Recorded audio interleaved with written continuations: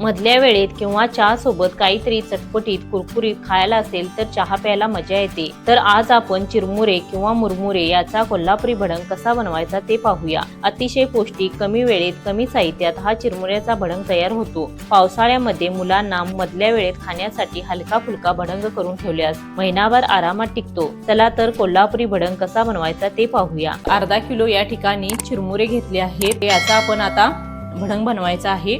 हे चिरमुरे स्वच्छ असे चाळणीने चाळून घ्यायचे, त्यामध्ये जो कोंडा असतो तो काढून घ्यायचा। चिरमुऱ्याचा भडंग बनवण्यासाठी गॅसवरती अशी मोठी पाटी ठेवली आहे। गॅस चालू करायचा, यामध्ये आपण घालायचं 1 वाटी तेल घालायचं। त्यासाठी 1 वाटी वजनी प्रमाण म्हणाल तर 40 ग्रॅम शेंगदाणे आहेत, तर हे आता आपण तळून घ्यायचे।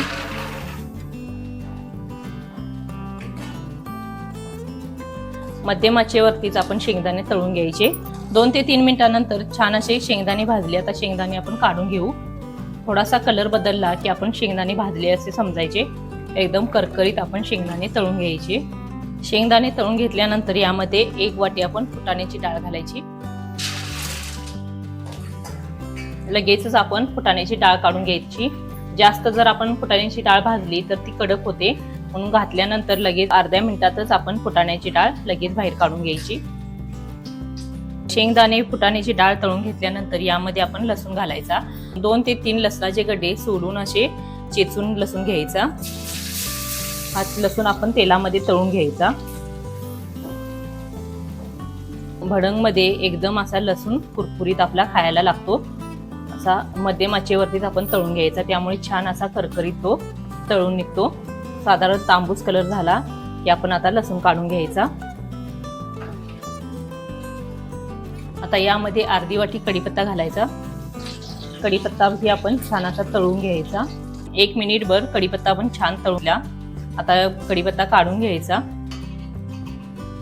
असं सर्व साहित्य तळून आपण घ्यायचं।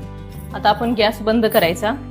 गॅस बंद करून आपण मसाला घालायचा आहे यामध्ये। तर थोडं तेल आपण गार करून घ्यायचं। थोडंसं कोमट तेल झाल्यानंतर यामध्ये आपण घालायचं आहे रामबंधू चिवडा मसाला।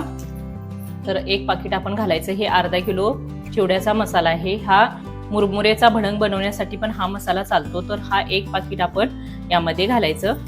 50 ग्रॅमचं पाकिट आहे, तर हे सर्व पाकिट आपण आता तेलामध्ये घालायचं। कोमट तेलामध्येच आपण हा मसाला घालायचा। त्यानंतर आपण अर्धा चमचा यामध्ये मीठ घालायचं। आपल्या चवीनुसार आपण यामध्ये मीठ घालायचं। त्यानंतर 1 चमचा पिठी साखर घालायची। सर्व मुरमुरे यामध्ये घालायचे। तळून घेतलेले सर्व साहित्य यामध्ये घालायचं। सर्व एकजीव असा करून घ्यायचा।